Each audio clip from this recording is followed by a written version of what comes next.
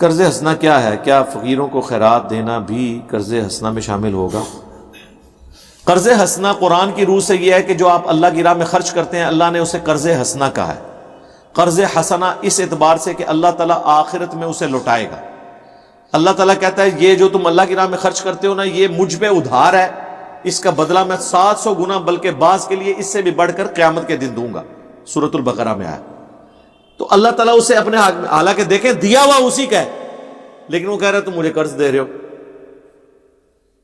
یعنی اللہ تعالیٰ قدر شناس ہے، وہ کہتا ہے کہ میں اتنا قدردان ہوں کہ میرے دیے ہوئے میں سے جب میری راہ میں خرچ کرتے ہو تو میں اسے اپنے لیے قرض سمجھتا ہوں جو میں تمہیں لوٹاؤں گا۔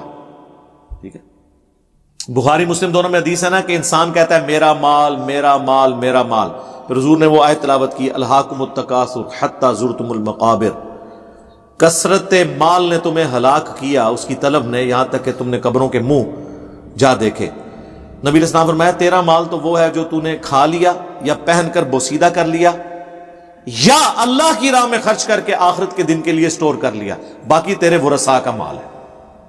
تو یہ قرض حسنہ وہ ہوتا ہے، اللہ اسے قرض حسنہ اس لیے کہہ رہا ہوتا ہے کہ وہ اللہ کی راہ میں آپ دے۔ اب رہ گئے یہ فقیر، یقین کریں میں یعنی اگر مجھے حکومت ملے خدا نخواستہ تو سب سے پہلے یہ ان فقیروں کا میں کچھ کروں۔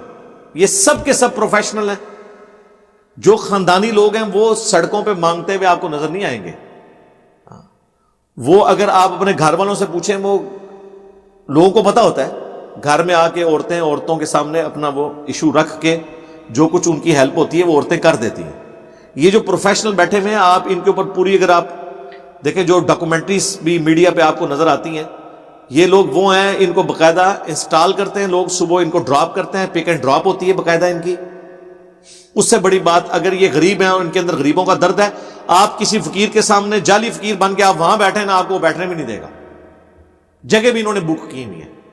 ان کو دینا تو شاید گناہ ہو جائے، ثواب اس میں کوئی نہیں ہے، کیونکہ آپ ایک برائی کے سسٹم کو سپورٹ کر رہے ہیں۔ لیکن ان کو جھڑکنا بھی نہیں، ڈانٹ بھی نہیں پلانی، وہ جوڈیشری کا کام ہے، پیش کر کے ثابت کریں۔ اس کے بعد ان کے لیے اگر آپ کو مانگنے کے لیے آئے، آپ ان کو جو قرآن میں ہے نا کہ اگر کچھ دے نہیں سکتے تو دعا دے دو، ان کو آپ دعا دے دیا کریں، دیٹس آل، اس سے زیادہ نہیں۔ مولانا اسحاق صاحب کے مطابق انہوں نے سوموار والی روزے والی حدیث کو اور 72 فرقوں والی حدیث کو ضعیف کہا، اس کے بارے میں آپ کی کیا رائے ہے؟ سوموار والے جو روزے والی حدیث ہے وہ تو مسلم شریف میں ہے، وہ روایت تو بالکل ٹھیک ہے۔ باقی 72 فرقوں والی جو حدیث ترمذی میں ہے نا، جس میں الفاظ ہیں ما انا علیہ واصحابی، وہ تو ضعیف روایت ہے۔ شیخ البانی نے اسے حسن کہا ہے شواہد کی بنیاد پہ، شیخ زبیر صاحب نے بھی اسے ضعیف کہا ہے۔ البتہ 72 فرقوں والے الفاظ والی ایک روایت ابو داؤد میں ہے کہ 72 فرقے دوزخ میں جائیں گے، وہ روایت بالکل ٹھیک ہے۔ اس روایت کو مولانا اسحاق صاحب بھی ٹھیک مانتے ہیں۔ جس روایت کی آپ کہہ رہے ہیں وہ ترمذی والی ہے۔ اچھا جی، علی بھائی میری فیملی سویڈن میں رہتی ہے، میری بیٹی دین اسلام سے منحرف ہو گئی ہے، بہت سمجھاتی ہوں مگر بات نہیں سمجھتی، نہ نماز پڑھتی ہے، اور اگر شادی کروں تو وہ بھی نہیں۔ میرے بھائی اب the damage has been done, اب میں اب کیا کروں، آپ کو کوئی وظیفہ تو نہیں بتا سکتا۔ آج کل کے نوجوان کو، اور پھر خصوصاً ہم لوگ وہ ہیں، وہ آج میری وائف مجھے کہہ رہی تھی کہ ہم لوگ وہ ماں باپ ہیں جو اپنے ماں باپ سے بھی ڈرتے ہیں اور اپنی اولاد سے بھی۔ ہاں، جب ہم بچے تھے نا تو ہم اپنے ماں باپ سے ڈرتے تھے، لیکن یہ جس طریقے سے یہ پیراڈائم شفٹ ہوا ہے نا میڈیا کی وجہ سے، اب بچے تو ڈرتے نہیں اس اعتبار سے کہ ذرا فرینک ہیں وہ، اور تھوڑے ماں باپ بھی ایجوکیٹ ہو گئے ہیں، فرعون نہیں ہے، ڈسکس کرتے ہیں اولاد کے ساتھ۔ اور میں اس چیز کو پازیٹیو سمجھتا ہوں، یہ نیگیٹو نہیں ہے، یہ پازیٹیو چینج ہے، اور اس کا کریڈٹ دنیاوی تعلیم کو جاتا ہے۔ اس میں کسی عالم دین کی کوئی کنٹریبیوشن نہیں ہے، کسی جماعت کی کوئی کنٹریبیوشن نہیں ہے۔ آج دنیا میں اگر ہماری یہ دعوت دنیا تک پہنچی ہے، لوگوں کو کتاب و سنت کے ساتھ لوگ جڑے ہیں، تو اس کے اوپر نمبر 1 چیز جو ہے نا وہ ہے دنیاوی تعلیم، جو ذہن کھولتی ہے۔ دوسرے نمبر پہ میڈیا، ادروائز یہ بھی اسی طریقے سے ہی رہتے ہیں۔ تو اب یہ ڈیمیج تو ہو چکا ہے، آپ کا کام صرف دعوت دینا ہے، زبردستی کرنے سے کچھ بھی نہیں ہونا۔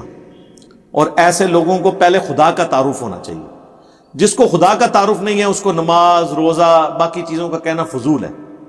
اس کے لیے ہماری ایک ویڈیو آپ ضرور دکھا دیں، from creation to creator, English subtitle کے ساتھ ہے، انشاءاللہ وہ اب اس انگلش میں ڈب بھی ہو چکی ہے۔